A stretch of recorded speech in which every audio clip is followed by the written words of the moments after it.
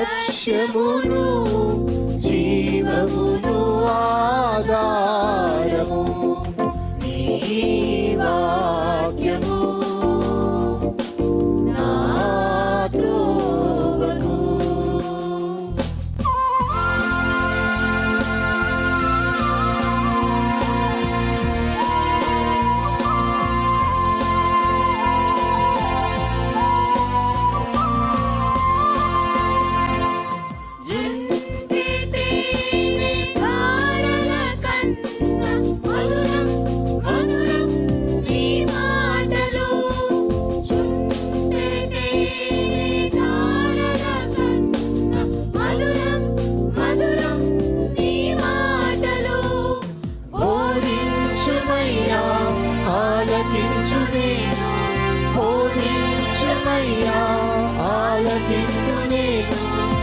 అనుసరింతునయ్యా ఆత్మశక్తితో, అనుసరింతునయ్యా.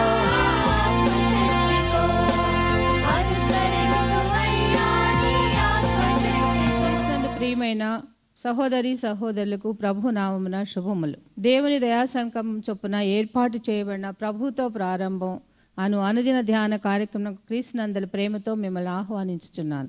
జుంటె తేనె ధారల కన్నా మధురమైన వాక్యము మన ప్రాణమును సేదతీరుస్తుంది, మన మార్గమును సరిచేయునది, నిత్యరాజ్యమునకు మనను చేర్చున్నది దేవుని వాక్యము. అటువంటి జీవార్థమైనటువంటి వాక్య ధ్యానం ద్వారా మన దినమును ప్రారంభించుట ఆశీర్వాదకరం. ప్రభుతో ప్రారంభం, తద్వారా ప్రతిక్షణము ఆయన మనతో, మన వెంట కాపరిగా, పోషకుడిగా ఉండాలని కోరుకుంటూ ప్రార్థనతో ప్రారంభిద్దాం. ఆయన ఆశీస్సులు ఆశీర్వాదములు సదా మనకు తోడైండునుగాక. సకలేంద్రియములారా చాలా మీ పనిదీరే, ఇకనైనా నన్ను విడిచి పోవుటకు వేళయ్యెన్. చకిత మృగ శాబకము పోలిక నకట మీచే జిక్కి తిని మీరిక దొలంగుడు యేసు నా రక్షకుడు వచ్చెను నన్ను గావను. సకలేంద్రియములారా చాలా మీ పనిదీరే, ఇకనైనా నన్ను విడిచి పోవుటకు వేళయ్యెన్.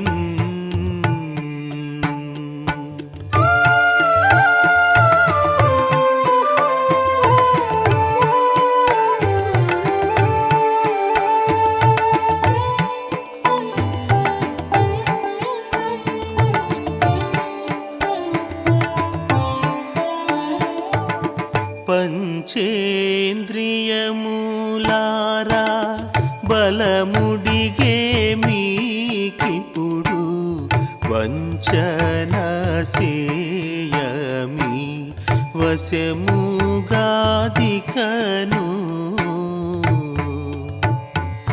మించి మీరెదిరింపలేరు దలంచి చూడుడు దేవ కృపలో నన్ను గదలింపమీకది కొంచెమగు పని కాదు సుంది.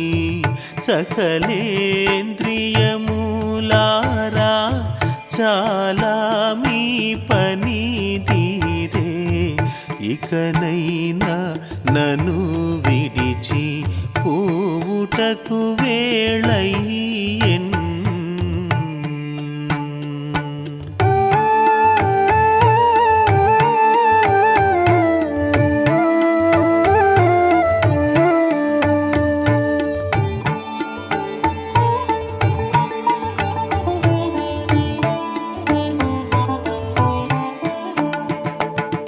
కనులారమీ వెలుగు క్రమముగా క్షీణించే, మునుజూచు చూడ్కీలో ముసుకయ్యేనికను.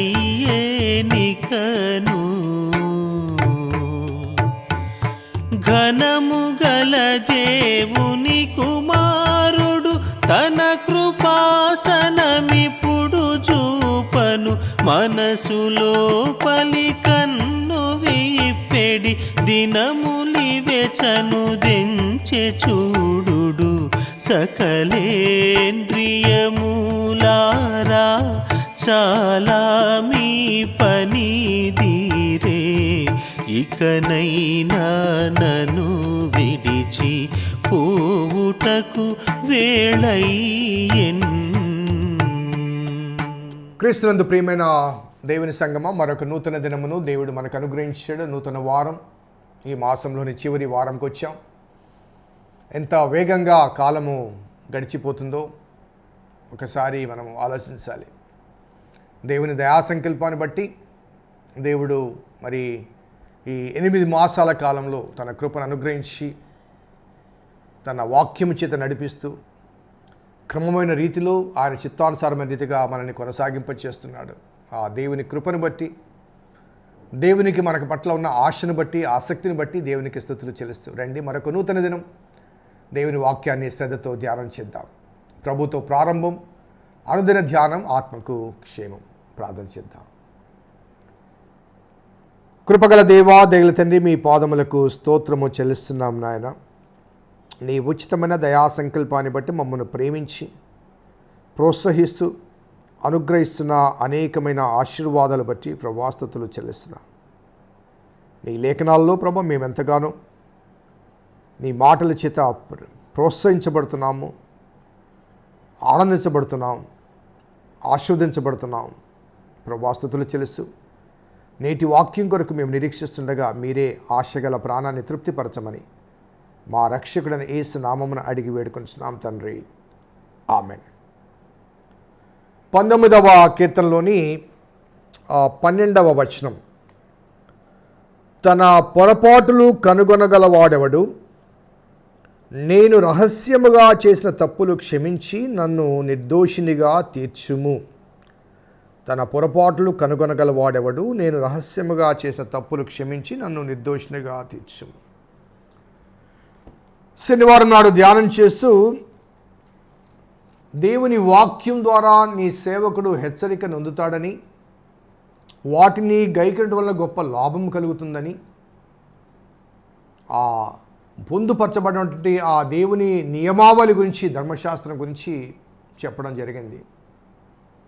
మరి ఈ మిగతా 4 వచనాలు 12, 13, 11, 12, 13, 14 వచనాల్లో ఈ 4 వచనాలు కూడా సెల్ఫ్ అప్లికేషన్, ఆ దేవుని నియమావళిని అంగీకరించడం ద్వారా కలిగే ఫలాలు, ఫలితాలు, అలాగే అలా అంగీకరించడానికి దేవుని సహాయాన్ని కోరుకుంటూ చేసే ప్రార్థన ఈ వచనాల్లో మనకు కనిపిస్తూ ఉంది. సో 12th chapter 12th verseలో తన పొరపాటులు కనుగొనగలవాడెవడు. సో చాలాసార్లు మనము పొరపాట్లు చేస్తూ ఉంటాం. పొరపాట్లు చేయని వాడు ఎవడు లేడు. దేవుని వాక్యంలో కొత్త నిబంధనలో చాలా స్పష్టంగా ఉంది, ఏ భేదము లేదు, అందరూ పాపము చేసి దేవుడు అనుగ్రహించి మహిమను పొందలేకపోతున్నారు. అటువంటి అనుభవాల మధ్య అంత స్పష్టంగా దేవుని వాక్యం చెప్పినప్పటికీ కూడా చాలామంది నేను పాపిని కాను అనే భావనలో ఉంటారు. చాలామంది మేము పొరపాట్లు చెయ్యము అంటారు, మేమే కరెక్ట్ అంటారు, మేమే పర్ఫెక్ట్ అంటారు, మా యందు ఏ దోషము లేదంటారు.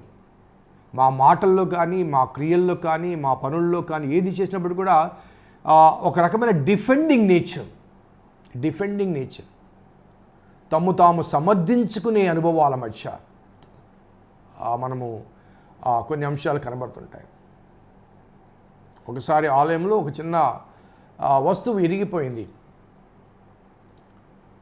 సో ఇరిగిపోయిన వెంటనే అది ఎవరు అంటే ఎవరికి మట్టుకు వారు మేం కాదు. సో చాలా వరకు అనగా అది ఇట్ వాస్ గాన్, అది పాడైపోయింది. దాన్ని ఏం చేసినా అది రిపేర్ చేయలేము. It needs replacement.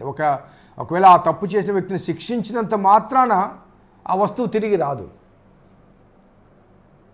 సో చాలాసార్లు మనం ఏం చేస్తుంటామంటే, ఎవరైనా మన బిడ్డలు తప్పు చేసినప్పుడు ఆ తప్పు చేసినందుకు శిక్షిస్తుంటారు. దానివల్ల ఏంటంటే భయపడి తప్పు ఒప్పుకోరు. టీ తెమ్మని చెప్తాం, టీ తెస్తూ ఉంటారు, చేయి జారిపోతుంది, కప్పు కింద పడిపోతుంది, టీ పడిపోతుంది, కప్పు బయలిపోతుంది. సో వచ్చి వీపు బద్దలు కొడతారు. ఆ కప్పు కానీ పగిలిపోయిన కప్పు కానీ టీ కానీ తిరిగి వస్తుందా కొట్టినంత మాత్రాన? మనం అనుకోవచ్చు కొట్టడం వల్ల ఇంకొకసారి ఆ తప్పు చేయరండి. ఇంకొకసారి ఏమందంటే నిజంగా పడిపోద్దు అనే భయంతో నిజంగా మళ్ళీ మరోసారి పడేస్తారు. So not out of fear. So దాని ద్వారా ఏం చేస్తుంటే వీళ్ళు ఈ బిడ్డలు చాలాసార్లు డిఫెన్స్. సో ఎప్పుడైతే ఆ ఆలయంలో ఆ వస్తువు పాడైపోయిందో ఆ వ్యక్తి, అక్కడున్న వ్యక్తులు వాస్తవాన్ని చెప్పడానికి భయపడి మేం కాదు అంటున్నప్పుడు మన బిడ్డల్ని పిలిచి ఆ సీసీ కెమెరాలు చూడండి తెలిసిపోతుంది కదా. ఆ సీసీ కెమెరాల రూమ్ పోగానే ఎవరైతే ఆ తప్పు చేశారో ఆ వ్యక్తి వచ్చి అయ్యా నేనేలే చూడనక్కర్లేదులే అన్నారు. సో డిఫెన్స్ తాము సమర్థించుకునే ఆ ప్రయత్నాలు కనబడుతూ ఉంటాయి. ఎవరికి వారు ఇద్దరి మధ్య ఏదైనా ఘర్షణ జరిగినప్పుడు, లేకపోతే మాటలు తోలనాడి మాట్లాడుకున్నప్పుడు, విభేదాలు వచ్చినప్పుడు, గొడవలు వచ్చినప్పుడు, సంఘంలో కూడా కొంతమంది మధ్య కొన్ని సరైన సంబంధాలు ఉండవు, బాగా సన్నిహితులుగా ఉంటారు, ఏదో ఒక వస్తుంది, ఆ తర్వాత ఇమ్మీడియట్గా వారు స్థలాలు మార్చుకుంటారు, మాట్లాడుకోరేక. ఏంటి అంటే ఒకరి మీద ఒకరు చెప్పుకునే ఆ పరిధిలో తమది రైటు అనే భావనే ఎక్కువగా కనబడుతుంది. నేను కరెక్ట్గానే ఉన్నాను, అవతల వాళ్ళే తప్పు చేశారు. అవతల వాళ్ళని అడగండి, వాళ్ళు కూడా అదే మాట చెప్తారు, నేను కరెక్ట్గానే ఉన్నాను, అవతల వాళ్ళు తప్పు చేశారు. So self defence, at the same time self justification. నేను న్యాయంగా ప్రవర్తించానండి, అవతల వాడే వచ్చి నన్ను ఇష్టం వచ్చిన మాట్లాడాడు, నేను బాగానే ఉన్నాను, అవతల వాడు వచ్చి ఒక దెబ్బ వేశాడు. అలాగే దేవాలయంలో కూడా పనిపాట్లో కూడా ఏదైనా చిన్న పొరపాటు జరిగింది అనుకోండి, నేను బాగా చేస్తానండి, మాకు పలానోళ్ళు వచ్చి పప్పు వేశారు. ఇలా చిన్న విషయాల్లో కూడా we try to justify our own righteousness and we try to blame others. ఇది మనకి ఎక్కడ నుంచి ప్రారంభమైందంటే, ఆదామా నీవు ఎక్కడ ఉన్నావు అన్న దగ్గర నుంచి. ఆదామా నీవు ఎక్కడున్నావు అంటే, ప్రభా నీ స్వరం నీ చెత్తచాటుకు వెళ్ళాను, నువ్వు దిగంబరిగా ఉన్నవారు ఎవరు చెప్పారు, తినవద్దని చెప్పిన పండు తిన్నానంటే అయ్యా తప్పైపోయిందంటే ఆ రోజే చాప్టర్ క్లోజ్ అయింది. నాతో ఉండుటకు నీవు నాకు ఇచ్చిన ఆ స్త్రీ. So putting the blame upon Eve ఏమంటుంది, సర్పము. పుషింగ్ ద బాల్ అంటారు చూసారా, ఆ రీతిగా ఒకరి మీద ఒకరు. అందుకే ఇక్కడ రాయబడ్డ మాట, తన పొరపాట్లు కనుగొనగలిగిన వాడు, who can realise his own mistake. నిజమే, నా పొరుగువాని పట్ల నేను తప్పు చేశాను కాబట్టి మా ఇద్దరి మధ్య సమస్య వచ్చింది. అలాగే దేవుని పట్ల, దేవునికి వ్యతిరేకంగా, దేవుని వాక్యానికి వ్యతిరేకంగా ఈ తప్పు చేశాను కాబట్టి ఈ శిక్ష నా మీదకి వచ్చింది అని ఆ తప్పును ఒప్పుకునేవారు చాలా తక్కువ. కొన్నిసార్లు ఆఫీస్లో పనిచేస్తున్నప్పుడు ఏదో ఒక అంశం మీద మనము పట్టుబడతాం, లేకపోతే ఏదో ఒక ఇష్యూ మీద మనము శిక్షించబడతాం. ఆ సమయంలో మనం ఏం చేస్తాం చెప్పండి, నాకేం తెలియదండి, నేను చాలా అమాయకుడిని, పలానా వాళ్ళు వచ్చారు, బలవంతంగా టేబుల్ మీద డబ్బులు పెట్టారు, నేను అలాగా చూస్తానని వచ్చేసి నన్ను పట్టుకున్నారు. నువ్వు అడగకుండానే పెట్టారా? సో ఇలా passing on the blame on others, దానివల్ల నీకు ఉపయోగం లేదు, అలాగే వాస్తవం వారికి తెలుసు కాబట్టి వారి వల్ల నీకు న్యాయం జరగదు. అది దేవుని దగ్గర, ఈస్ టాకింగ్ అబౌట్ గాడ్. దేవుని దగ్గర నువ్వు దాచగలవా? ఆయన హృదయాలు పరిశోధించేవాడు కదా. దేవా నా దేవి తప్పు లేదు దేవా, వాళ్ళదే తప్పు అని చెప్పగలవా దేవుని దగ్గర? సో గాడ్ డిమాండ్స్ ఏ రిపెంటెన్స్. నీ తప్పును ఒప్పుకోవాలి. పశ్చాత్తాపం ఉంటేనే పాప క్షమాపణ, పశ్చాత్తాపం ఉంటేనే పాప ప్రక్షాళన, పశ్చాత్తాపం ఉంటేనే పాపములోంచి పవిత్రీకరణ. ఆ పశ్చాత్తాపము ఉండాలంటే తప్పు ఒప్పుకుంటేనే పశ్చాత్తాపం. సో ఈ పశ్చాత్తాపం లేకుండా పాప క్షమాపణ లేదు, పాప క్షమాపణ లేకుండా పాప ప్రక్షాళన లేదు, పాప ప్రక్షాళన లేకుండా పాపం నుంచి పవిత్రీకరణ లేదు, పవిత్రీకరణ లేకుండా పరలోకం లేదు, పవిత్రీకరణ లేకుండా పరలోకం లేదు. సో వీటన్నిటికన్నిటి ముందేముండాలి? పాపమును ఒప్పుకోవాలి. సో పశ్చాత్తాపం ఉంటేనే పాప క్షమాపణ ఉంటుంది, పాప క్షమాపణ ఉంటేనే ప్రాయశ్చిత్తం చేయబడ్డ క్రీస్తు రక్తం ద్వారా మనము పవిత్రీకరించబడతాం, పరలోకాన్ని నడిపించబడతాం. So defence, self defence makes us to lose a placement in his kingdom. ఆయన రాజ్యంలో ఆ స్థలాన్ని మనము కోల్పోతాం. కాబట్టి తన పొరపాట్లు కలగనవాడు ఎవడు అంటూ ఇమీడియట్గా నెక్స్ట్ వర్డ్ ఏంటంటే, నేను రహస్యముగా చేసిన తప్పులు క్షమించి నన్ను నిర్దోషినిగా చేయము, నన్ను నిర్దోషినిగా తీర్చుము అంటాడు. నేను రహస్యముగా చేసిన తప్పులు క్షమించి నన్ను నిర్దోషినిగా తీర్చుము. Judge me as a blameless. నేను రహస్యముగా చేసినవి ఎవరు చూడలేదని. ఈ కీర్తన రాసే సమయానికి దావీదు బెత్షెబా ఆ అంశము లేకపోతే ఆ అనుభవం ఇంకా చోటు చేసుకోలేదు. ఆ క్రమంలో దావీదు చెప్తున్న మాట, నేను రహస్యముగా చేసిన తప్పులను క్షమించి, ఇంగ్లీష్ భాషలో చాలా చక్కని మాట ఉంది, cleanse thou me from my secret faults. రహస్యముగా చేసిన వాటన్నింటిలోంచి నన్ను పవిత్రీకరించుము, కడుగుము. Blot out my since.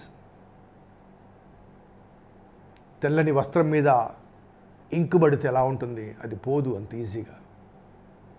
కానీ ఆ మురికిని నీ రక్తము చేత పవిత్రీకరించు.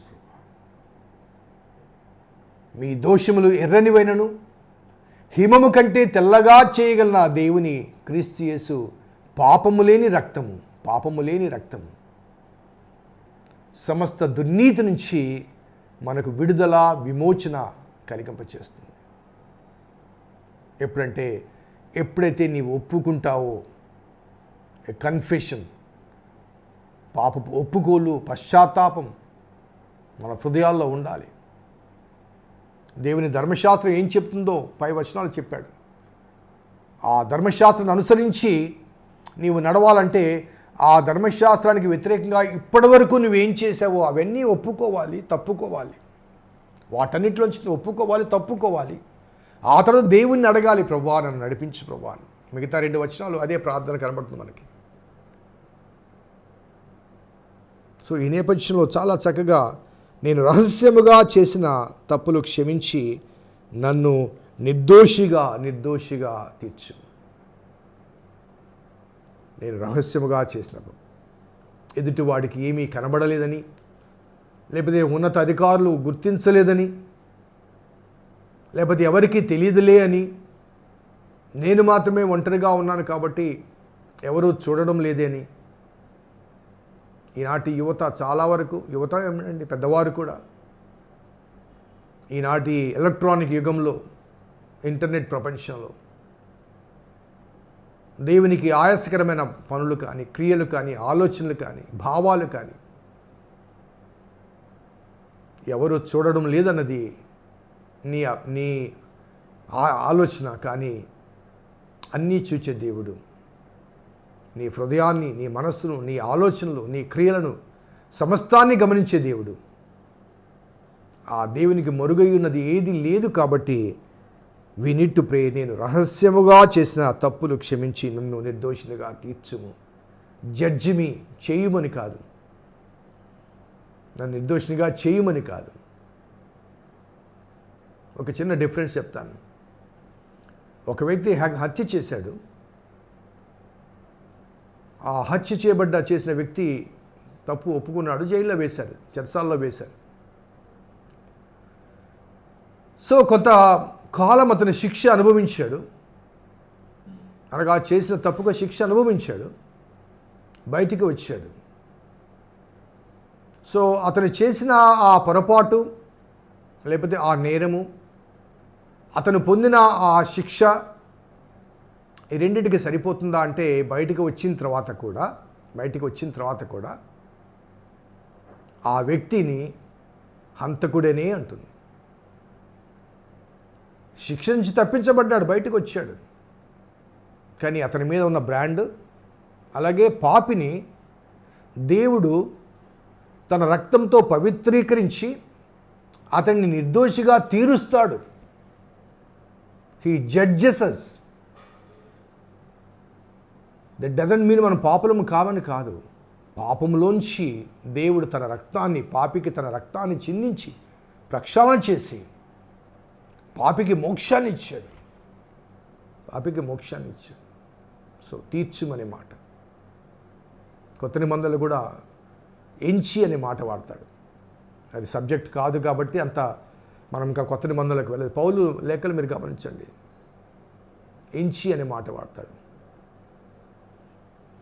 సో దేవుని దయా సంకల్పాన్ని బట్టి వి నీడ్ టు ప్రే, ప్రభువా నేను రహస్యముగా చేసిన పాపములు క్షమించి నన్ను నిర్దోషిగా తీర్చుమని ప్రార్థించినప్పుడు దేవుడు నిర్దోషిగా తీర్చి తన రాజ్యంలో చేర్చుకుంటాడు.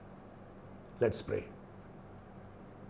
కృపగల దేవా, దయల తండ్రి, మీ పాదములకు స్తోత్రము చెల్లిస్తున్నాం నాయన. నీ ఉచితమైన దయా సంకల్పాన్ని బట్టి మమ్మల్ని ప్రేమించి మాలో అనేకమైన లోపాలు ఉన్నప్పటికీ ప్రభువా మాలోని పశ్చాత్తాపాన్ని గమనించి మమ్మల్ని నిర్దోషులుగా తీర్చావు. మరి దావీదు చేసిన ప్రార్థన జ్ఞాపకం చేసుకుంటూ అటువంటి అనుభవాలు మాలో ఉంటే నీ చేత మా రహస్య పాపములన్నీ కూడా పవిత్రీకరించబడి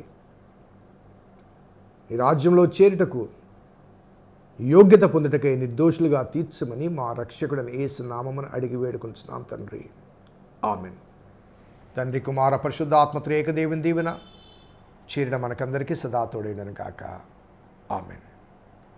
గాడ్ బ్లెస్ యూ. దేవుడి మీద దీవించును గాక.